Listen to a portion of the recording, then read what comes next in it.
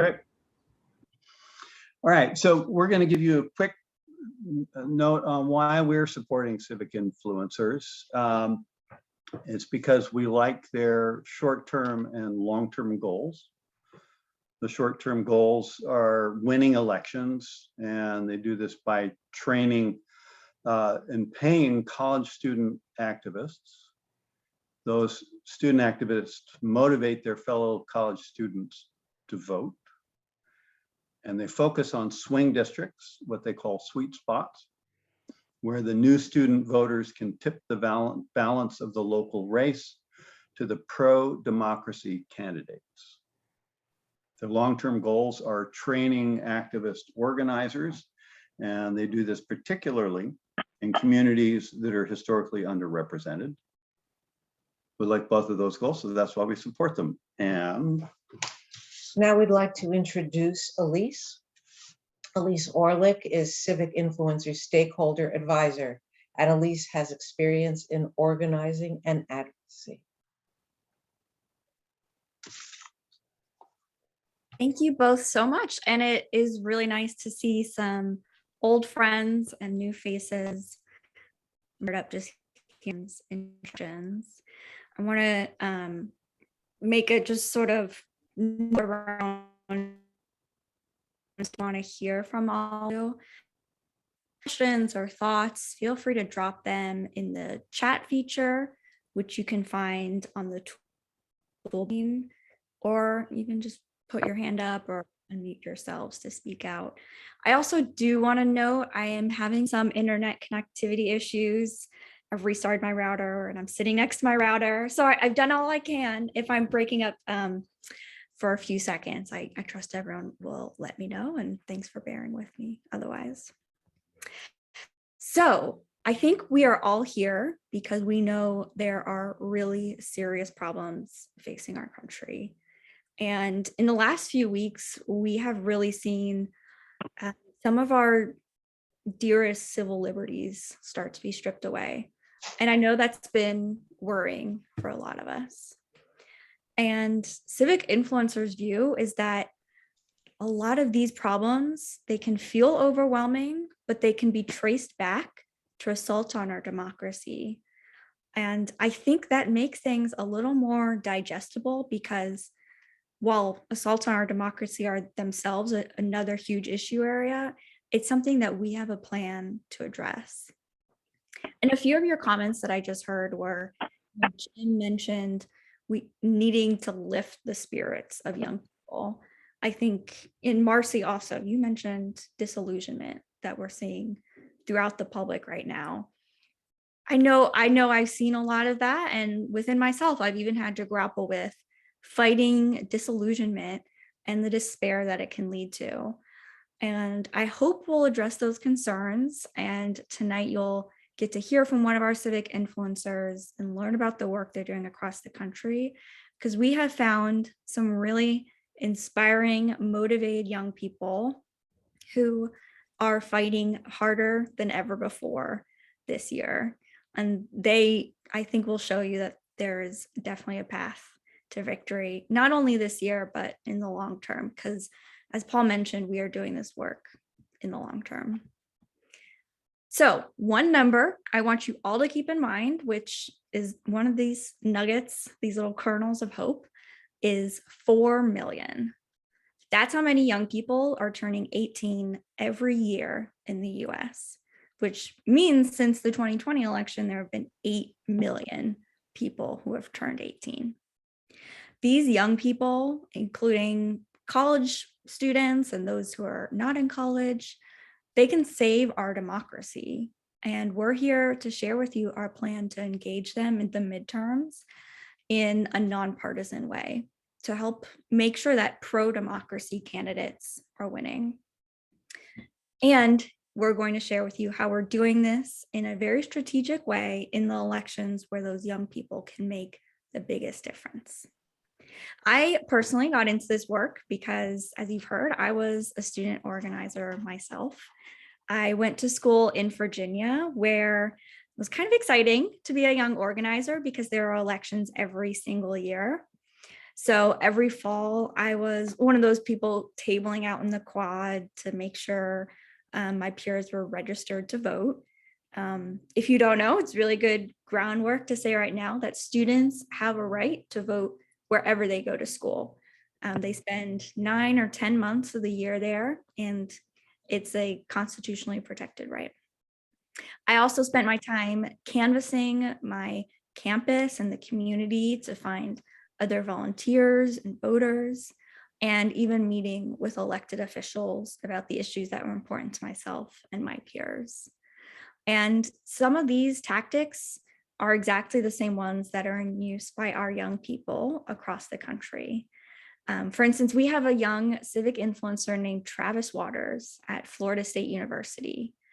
And using those basic tactics of grassroots organizing and digital organizing, he was able to get his campus, which enrolls 40,000 students, to make student ID up to code with the voter ID requirements in the state.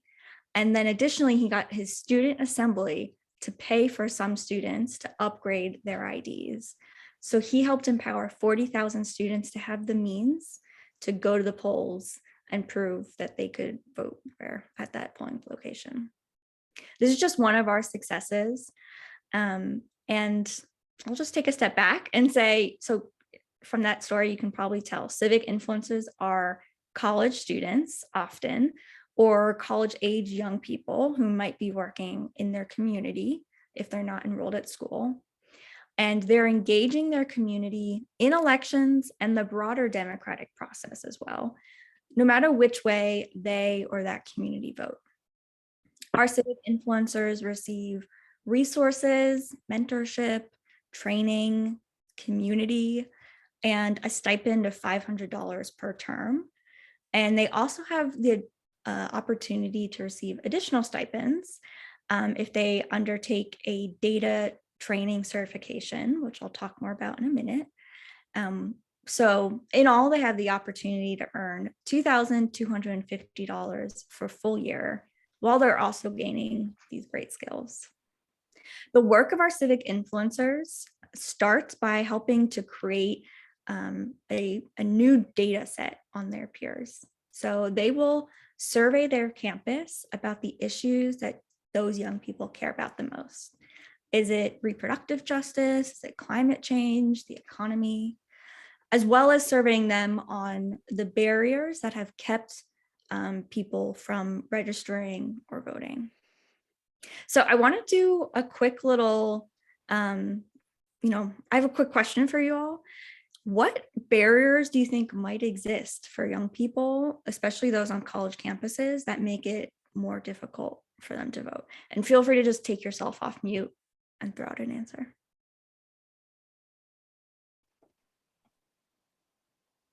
Lack of transportation.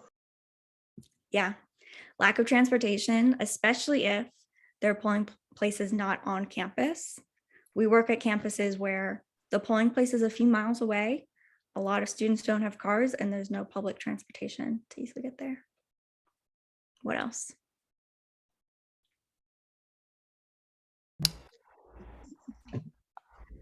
Yeah, Paul. Lack of awareness about registration deadlines and all of that kind of bureaucratic stuff. Yeah, that's a big one. The deadlines vary by state.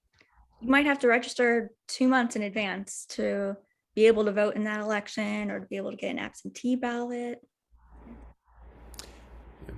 Confusion about if they go to school out of state, where they can vote. Yeah. A lot of young people don't know that they can vote where they're going to school. All right, maybe one more. Any more ideas? Maybe a resistance to the idea that voting matters. Yeah, sorry, go on. That disillusionment that we were talking about. Yeah, we have heard that attitude from some young people. Beth, I saw you talking, but you were on mute. There's the whole thing about absentee ballots, which if you have a kid in college, they're just so occupied with what they're doing in college that they don't even think about it. And it takes the parents to think about it, and some do and some don't. So that's the whole issue. Yeah, definitely. Yeah, I just, similar to that, I was just gonna add, like, just a real lack of education about the voting process itself. So many of them are pretty much brand new, fairly brand new voters. Even maybe for young people. also Oh, yeah. overcoming their Sorry, I family. didn't mean to. Maybe overcoming their family culture that they were raised in. Maybe their family, their parents are not voters, or maybe they vote in a way that the kid doesn't agree with, but doesn't want to go against them. Yeah. Yeah, that's really smart. I mean, I think those last two really touch on young people. If you've just turned 18, you don't have that experience voting, and you're less experienced sort of forging your own political identity. So thanks, those were all really great suggestions. I think that really shows that there's this broad spectrum of types of issues and obstacles impacting young people. And a lot of them really are put in place by bad actors, like not allowing a polling place on your campus. That is a fight that has been going on in state legislatures for decades, to remove polling places from campuses. Or just one other example, I went to a pretty small school. It was around 6,000 undergrads, and yet we had 2 polling places off campus. So the campus was split into 2 precincts. And that's just another layer of this. A lot of the issues revolve around confusion. Like, which place do I go to? You know, my friend might be going to the church, but I have to go to the community center.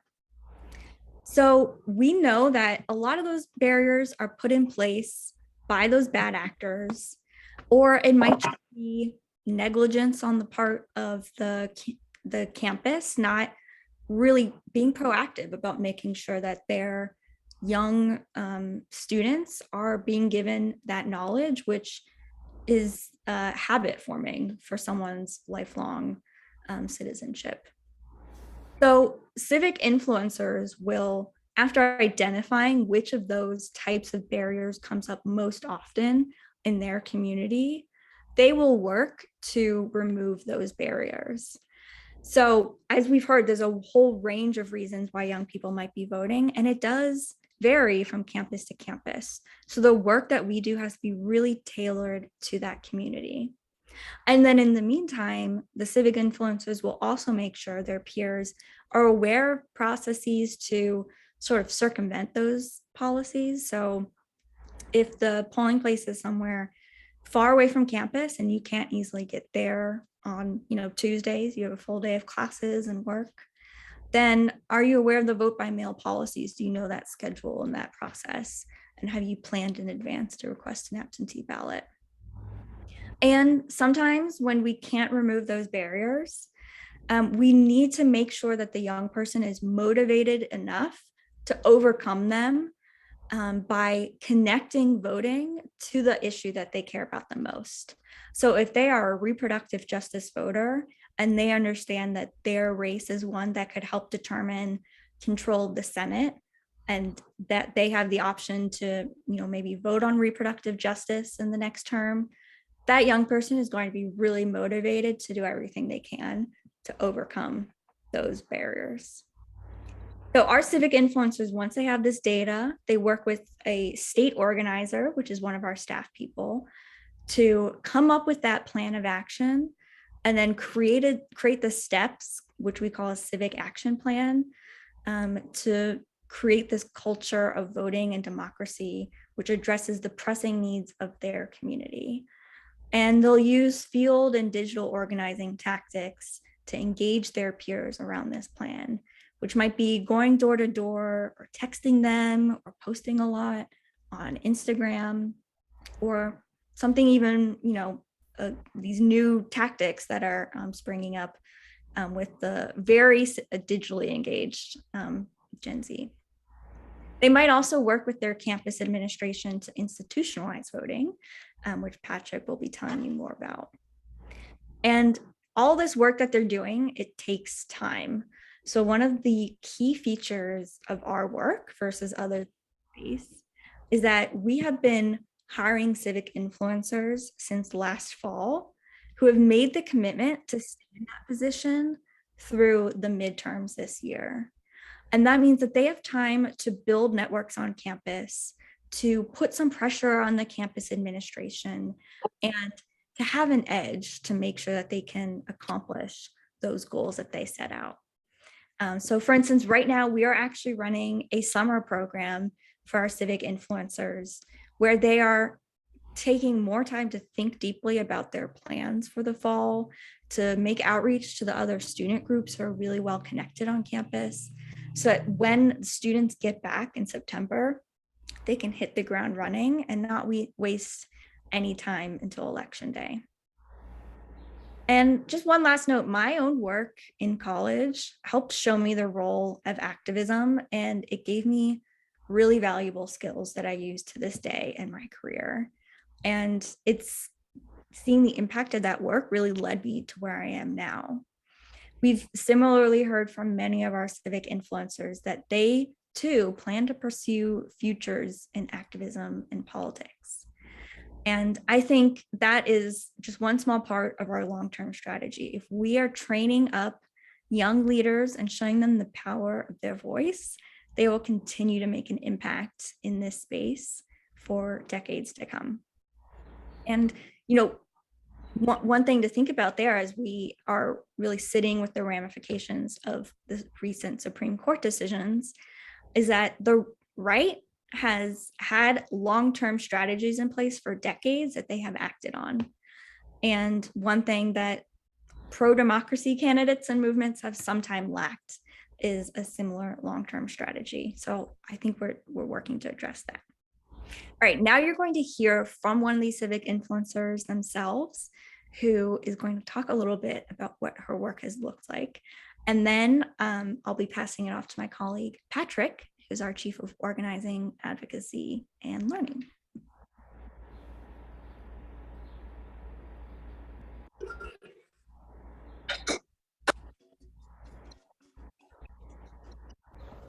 Hi, my name is Victoria Villanueva. I use she, her pronouns, and I am currently a senior studying at Miami University, studying business economics, political science, and history. I've been with Civic Influencers for about a year and a half, and I've thoroughly enjoyed my time here. I have been able to help register over 500 students to vote, and I've also helped over 200 students get their absentee ballots. In 2020, I was also able to help raise our voter turnout rates over 10 percentage points to over 70%. I've also been able to help marginalized communities connect with our civic engagement efforts more. I've partnered with our Center for Student Diversity and Inclusion to do so. I've also hosted our first week of service where we were able to raise over 100 donations for local nonprofits. I also started our leadership certificate for civic engagement to help train students to register other students to vote and educate other students about voting, to encourage students to go out and be civic engagement leaders in their own communities.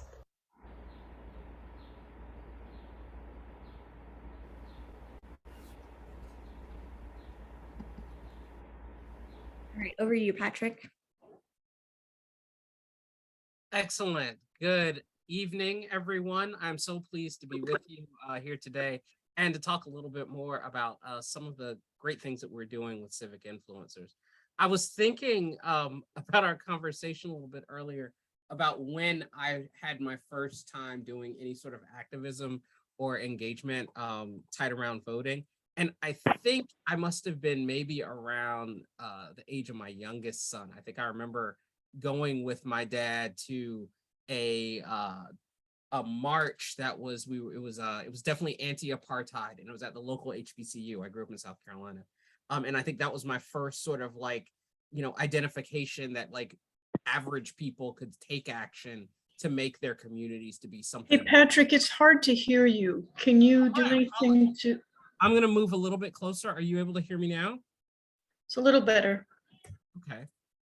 If it gets really unclear, I'm going to get as close to the mic as I can. If it gets really unclear, just let me know. and I will find a headset and plug in. Okay. All right. Excellent.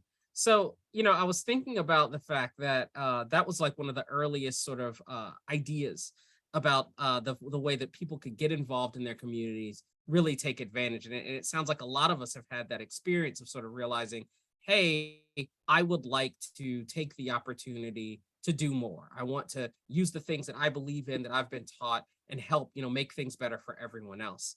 And, y'all are a pretty savvy group. Most of the time when we ask about what are the reasons why young people are unable to vote or not getting involved, we start hearing things about voter apathy.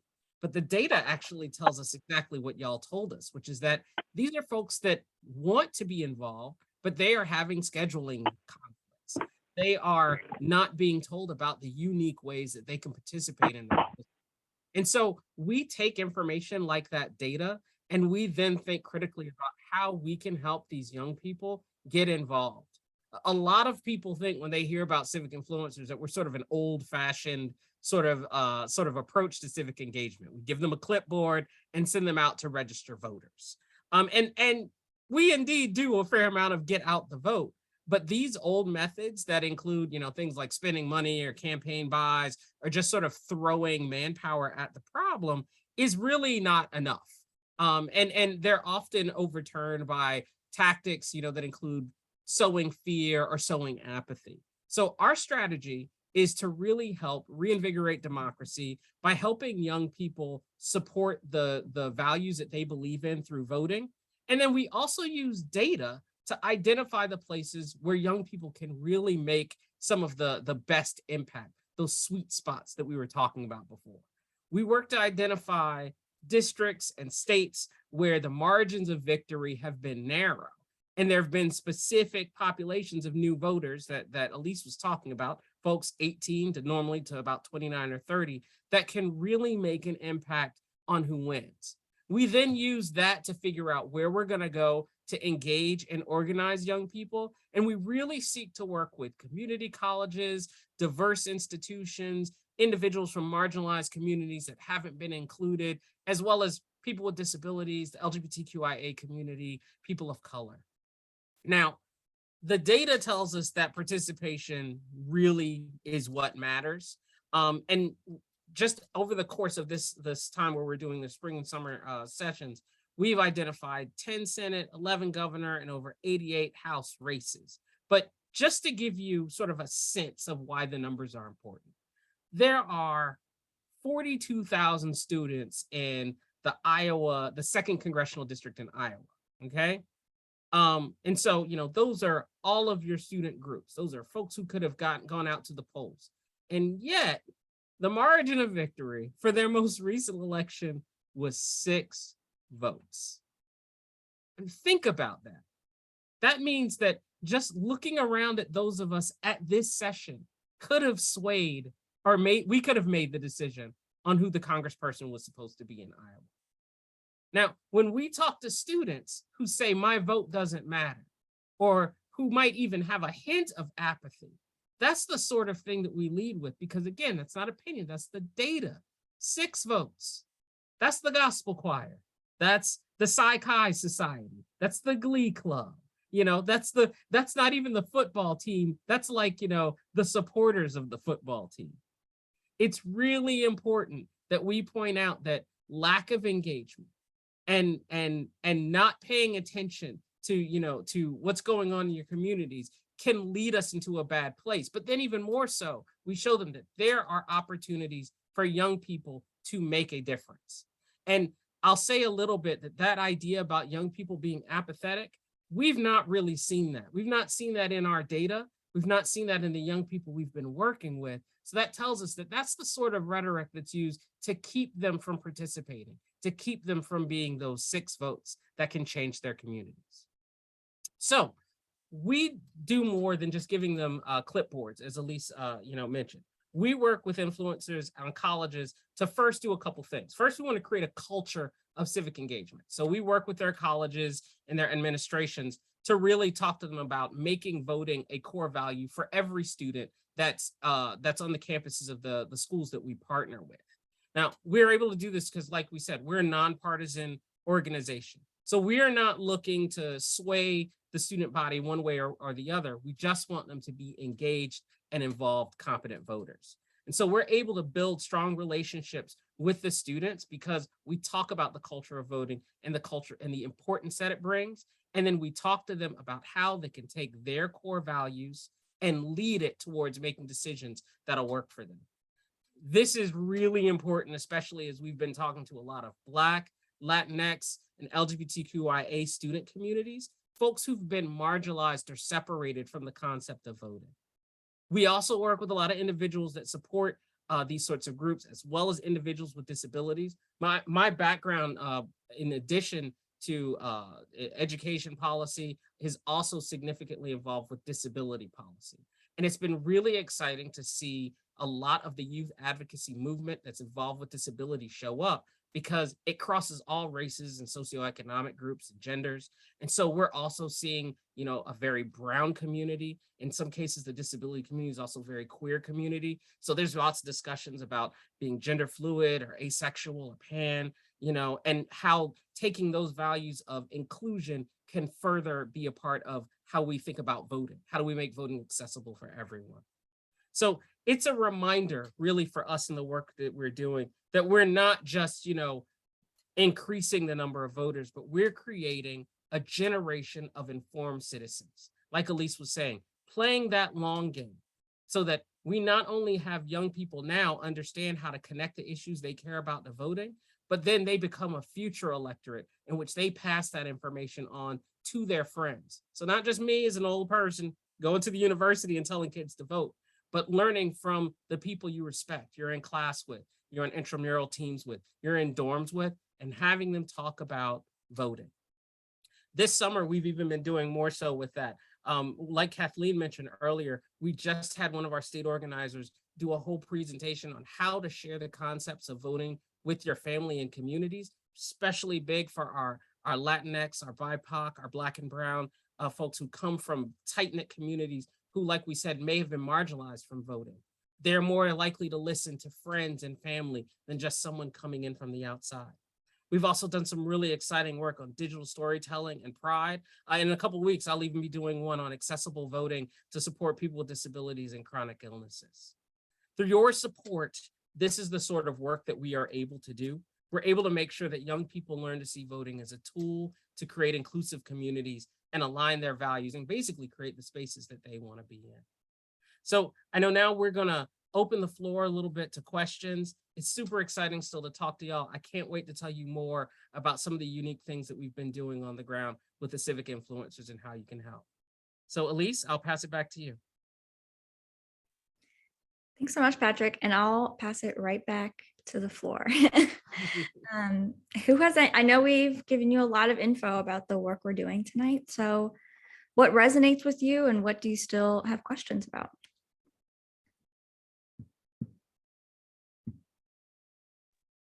Where are you guys located? Or like how big and wide is your reach?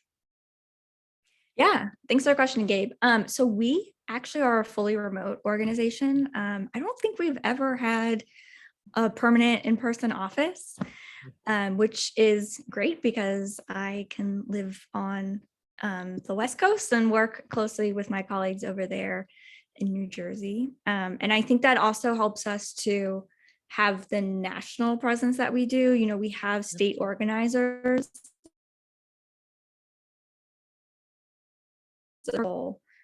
in their community. Yeah. And then Patrick on the national reach. That's sure, and question. I'll jump in just for a second, Elise. Like, because like Elise said, we're mostly remote right now, especially with the pandemic. We're actually present in on 134 campuses in the spring and in our summer terms. Currently, we're planning for fall. And we are engaging in about over that time, just this year, we've engaged in about 43, we've engaged in 10 states. My apologies, guys. It is late in the day for me. We're in functional in about 10 party states and 43 districts across all of those states. We actually have a very robust team of state organizers, like Elise was saying, and they do a lot of work. Our team in Texas could probably take up our whole time just by themselves. But you know, it's really exciting. We use the data to help identify the spaces where we go, and then we really think critically about what are the other schools that are available there, where are campuses, where students want to vote, where are HBCUs, Hispanic serving institutions, and even trade schools and community colleges, where we give young people the opportunity to participate. Patrick, that raised a question for me that I think you partly answered there, and I was wondering which would be, in fact, the states. I've spent way too much time in Texas, and I'm really happy that you're there. Are they mostly not already dyed-in-the-wool blue states that you're working in? You know, actually, I saw an article just yesterday that was talking about the counties and states that would be able to sway the upcoming election. And one of the things I was pleased was that we are actually functional in a lot of those states.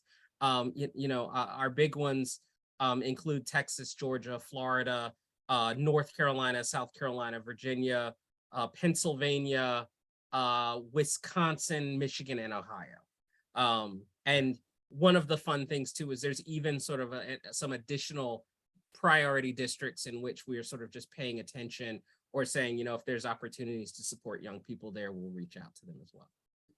Yeah, and Rip, this is the states that we're working in is one aspect of our work that is totally data driven. So Patrick talked about Iowa's 6th district, where the number of young people just swamps the most recent margin of victory. And we looked at every state and congressional district and did that same analysis. And our top races are decided by where do young people have the greatest chance of making a difference in that election? Because I mean, we wish we could work in every district, but for now, that is the most efficient use of our resources. And that analysis and some of its results is actually been supported by the Tableau Foundation. I think my Seattle folks will be familiar with Tableau. They're a data analysis company that is owned by Salesforce. And they gave us one of their largest grants ever. They gave us about $1 million last year to do this data analysis, to produce a tool, which I will share with you in a minute, and to provide data certifications for our young people so now all of our civic influencers go through an online training in data literacy and using data in their advocacy. And then they have the option to do even further trainings into that using data. And it's a great professional skill. It's the type of thing where you get like little badges on your LinkedIn. And that's also where they have the opportunity to earn an additional $250 in their stipend, which is from Tableau.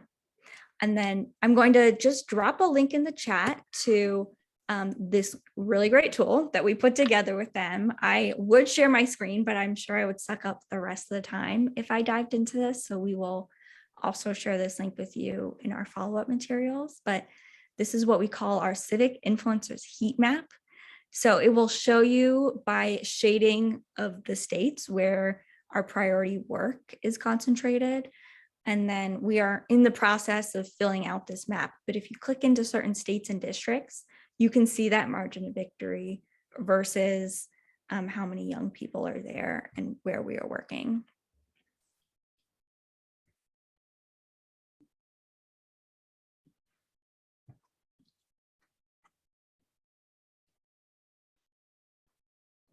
Hi. So I appreciate the fact that you're nonpartisan and that you can't tell young people how to vote.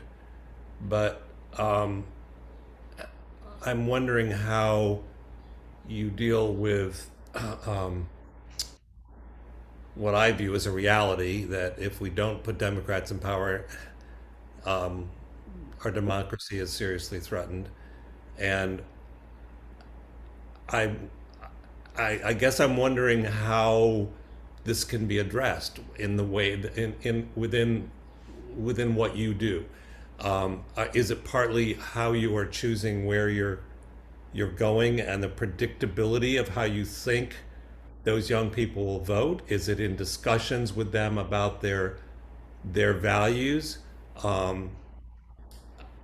and sort of leading their thinking? I mean, Or is it truly nonpartisan and just encouraging everyone to get out to vote? We're very partisan here. Yeah.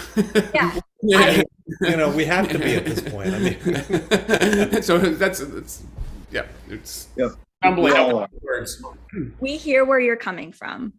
So there's a few parts to this question. I think it's a very complex question, and it is something that we think about a lot because we are a progressive organization and we own that, and we're working for our democracy, and we support small d democratic policies to be put into place. And there's a pretty stark reality that that is under attack by a lot of bad actors. The one thing I'd say is that's an example of how we message our work in a way that is nonpartisan. But more importantly is what you asked about how we target the young people we work with. So I think we all are kind of familiar with the idea that young people, the youngest generation, is the most progressive in our nation's history. And that's a trend that has been seen with probably most generations. They tend to be more progressive than the ones that came before them. And that's true. But when you break down that data, it is not true across the board for all young people.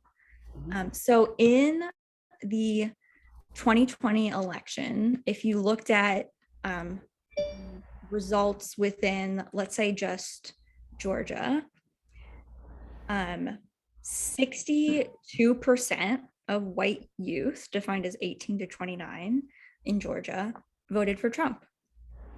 And out of Black students in Georgia, only 10% voted for Donald Trump. So young people as a whole is really masking the fact that young people of color are much more likely to vote for those candidates who will advance pro-democracy policies than white people who, in the majority, just in that one state, were voting for someone who's the, I think, definition of anti-democracy. And that is one reason why we target our work to young people of color. And we do that by including it in that data analysis that we've conducted. So not only do we look at margins of young people, but we also consider margins of young people of color in every state and race. We prioritize working at historically Black colleges and universities, community colleges and trade schools where young people from different socioeconomic strata go than just, the Ivy League schools, which I think for a lot of community organizing, it's been very easy to just go to those big brand name schools. And there's been a little less attention paid to, community colleges. And admittedly, it's harder to work somewhere where most people are graduating after 2 years. So there's challenges we've taken on in the work in that aspect. But we think it's important that we have that lens in all the work we do for exactly the reason that you pointed out. Mm-hmm. Patrick, did you add anything? Because I think we could have spent the whole hour talking. Oh, indeed. No, it's very well said, Elise. And I the piece especially about our engagement with HBCUs, with Hispanic serving institutions, and also trade schools and community colleges. A lot of times people think, again, civic engagement is just for the 4 years, the 4-year schools or the Ivies. But, we think one of those sweet spots is helping students that really want to be involved and really care about their communities, but have never really been approached or engaged on voting, on civic engagement, or even being told, hey, we're going to give you an opportunity to do some significant community change, and no one's ever asked them before. And I agree with Elise in that I do believe that identifying those folks who've been traditionally left out are a definite path to those sort of small d democratic values. Thank you. Yeah, thanks for the question. All right, I am looking at the clock and I see we're just at the top of the hour. I want to just say a few words to wrap us up, but I know I'm happy to hang around for a few more minutes if there's more questions. I want to be sure to hear everyone's thoughts. But thank you all so much for joining us tonight. It was really great meeting all of you, and I hope you're, inspired hearing about the work that young people have been doing across the country and will be doing until the midterms. And hopefully we've shown you that, there's a way to get past the disillusionment, and that there's a lot of hope that we have for the midterms. And special thanks again to Susan and Paul for hosting. It has been really great working with you two over the last few weeks. And I also have to recognize Beth for introducing us to Susan and Paul. They actually attended a briefing that Beth hosted for us and then agreed to get you all together. So it's been really great to spread our network out this way. You've all heard from Victoria, our really great civic influencer at Miami University, and we need more young people just like her, and we need them really right now in order to build up the movement that will make this impact in key states and districts in November. So I'd love for you all to consider getting involved with Civic Influencers work now that you've heard more about us. There's a few ways you can do that. One, of course, is by supporting us financially. Keep in mind that one civic influencer can receive a stipend of $2,250 for a full academic year. And if this group can help support a set of civic influencers and events at an HBCU in a key swing state, that takes about $10,000. And that would go a huge way towards making sure that young people in those key states are turning out. But other ways to get involved include connecting us to any allies or foundations or other individuals that you know, or even hosting a briefing of your own. So if you're interested in any of these options and you have further questions after we wrap tonight, you can get in touch with me. I'll put my email in the chat as well as a link to our donation page on our website. And then you'll also be hearing from me in the coming days with a recording of tonight's briefing and some further information. So I just want to say, if some of you have to drop now, thank you once again. But I also see we have another question from Mariel and Gabe.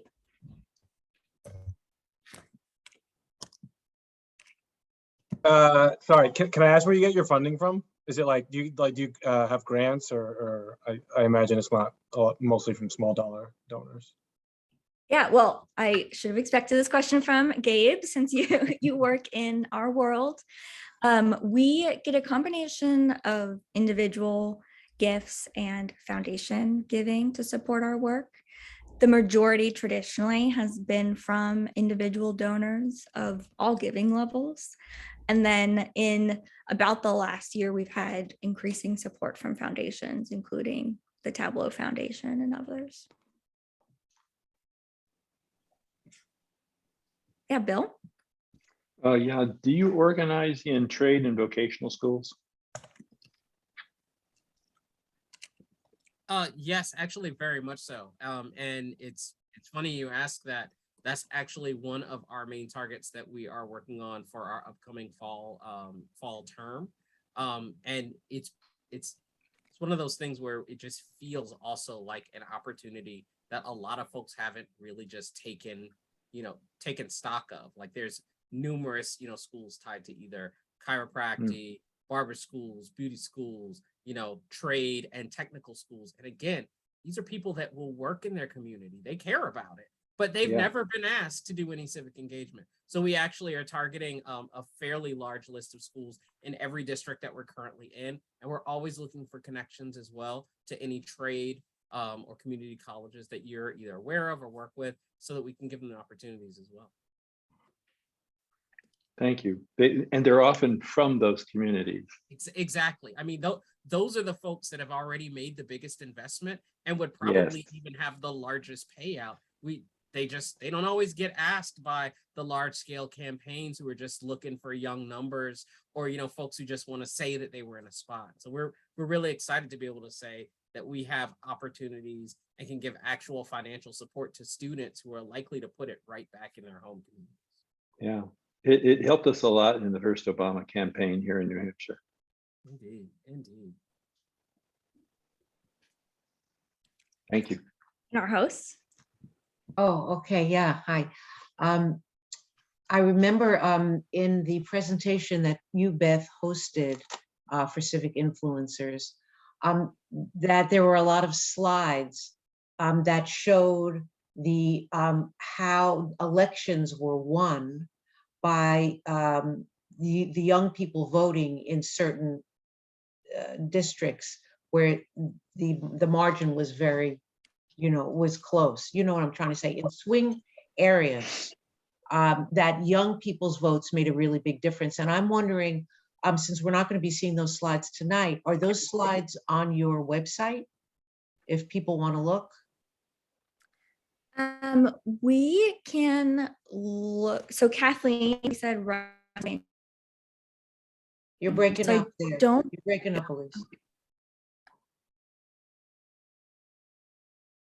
I think I'm back. Kathleen runs our website. I would have to check with her if that information is currently up there, although probably not in the exact format that we showed you. But we can always send I'm that. here. Hi, Kathleen. I'll follow here. up on that after we wrap tonight. I think we can include that in the materials we send around to everyone later. And I really encourage looking at that dashboard, the link I put in the chat that we developed with Tableau, because you can zoom in on different states and districts and see where those margins are. Thank you.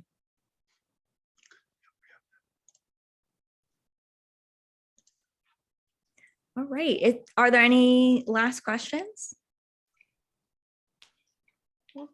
Yeah, I was just going to say, I think it'd be, maybe we'll all automatically do this anyway, but I think it'd be great to share, the video that you're going to be sending us with whoever we think might be interested. I think that would, the more people see it, the better. So. Yeah, we'd really appreciate that, Marcy. You can feel free to share anything we send you with friends who you think might be interested in our work. Have them reach out to us if they need more information. And of course, we could always host another briefing for your friends if you think there's a few of them who would like to hear about what we're doing. Okay. Thank you. Awesome. All right, well, with that, good night, everyone. You will hear from us in the next few days, and it was great meeting all of you. Thank you so much. Great presentation. Thank you. Thanks, everybody.